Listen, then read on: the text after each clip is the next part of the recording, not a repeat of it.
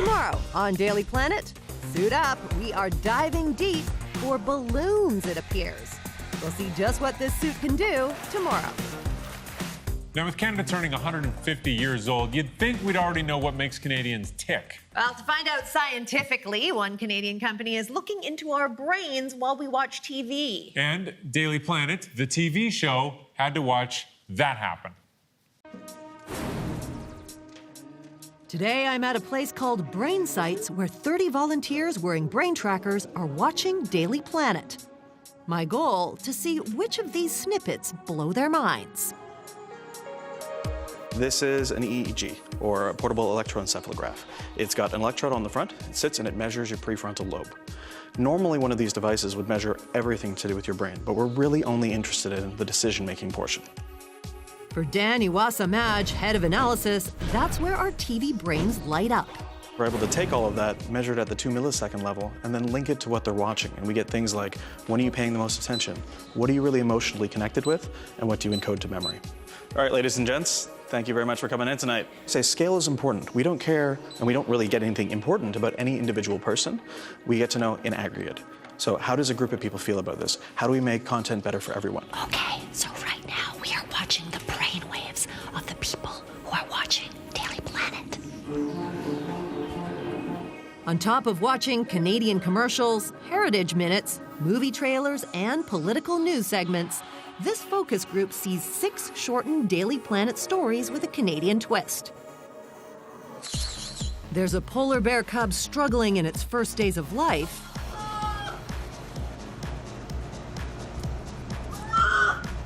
Creating vodka with water from an iceberg off Newfoundland. The installation of the Skywalk in Alberta. A tank truck rat rod from Ontario. A deep-sea diving suit from British Columbia. And a poutine eating competition. What piqued your attention? I would have to say the poutine contest. That got my attention too. I thought the one with the glacier was really cool. I didn't realize that there was a vodka that was made in Newfoundland. The tank, the Franken tank, was it? That's now that right. looks cool. I'd say probably the biggest one was the poutine.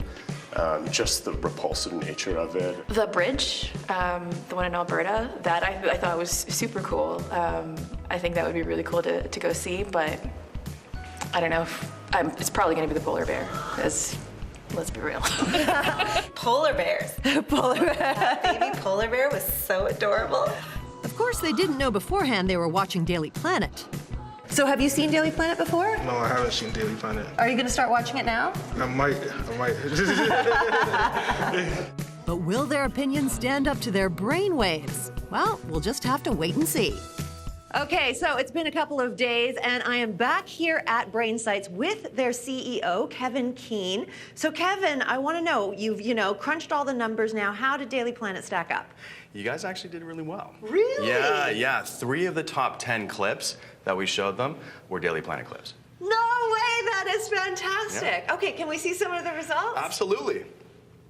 And this is not fixed, by the way. This is absolutely true. It's a surprise to me. I didn't know. You're seeing their brain response to the polar bear cub. Okay. This ranked number 2 out of the 25 clips that we show. So now explain to us what the lines mean. For sure. So we're looking at attention, connection, and encoding. Attention is, am I dialed into what's on screen or not? Connection is there a deeper emotional bond that's happening with the stimuli? And encoding is, am I writing that to memory? So attention is in yellow, connection is in pink, and encoding is in blue. Okay, so people are definitely focused right here. People right off the bat are connecting with the polar bears, obviously very cute. There's a moment here where they're concerned with the third polar bear cub, connections dropping, and then that gets resolved when they're told that they're taken to the ICU. So really what you're seeing is sort of like the jigsaw puzzle pieces come together for the viewer. Totally. And at the moment that some empathetic moments strike, you actually see that. You see connection rising, and you can see that there, and it sustains basically over the course of the rest of the clip. Great, let's take a look at another slide. Absolutely, so that's the good news, okay? So we're gonna look at something not so good, and that's the exosuit, all right? But there's actually a bit of a good story here too. We showed each of those clips twice. Okay. So take a look at what happens in the second view. Huh. a lot more crazy activity happening, right? Because Why? people have that information. They've been told in the first segment, like, bombarded with a bit of information. They don't really know, like, what to do with that until the end, where they're told, this could revolutionize deep sea diving. James Cameron owns only one of 3 that are available in the world. So people are left with that, and they're like, oh, okay. Like, now the second viewing, they take that information with them, and they can clue into some of the more important details earlier on. Interesting. Okay, last slide. So this is the results of the poutine eating contest, okay? So this is pretty interesting. How did this one do? Yeah, so this is cool. So this is ranked number 3 of the 25, okay? So just behind the polar bear cub, right? And you can see, the opening, obviously above mean levels of attention and connection. People are dialed into the poutine. Because it's gross. It's a group of Canadians. They might have been hungry too, right? Eating starts to happen.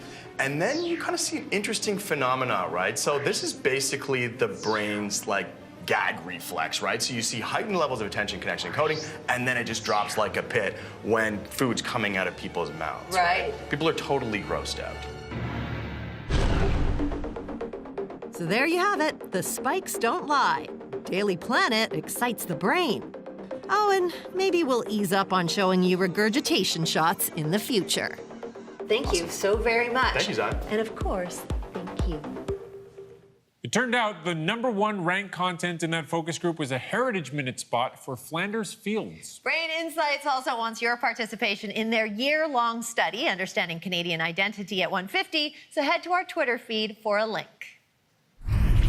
But hold off on that for just a few more minutes. We've got some discoveries for you now, and these are good. Have a look at this, a 3D printed robot with soft inflatable legs, invented by a team from the University of California that managed to get this little thing to overcome a whole lot of crazy terrain. It can move over large rocks, small rocks, even sand. The legs are mounted on the robot in the shape of an X to allow it to move in multiple directions.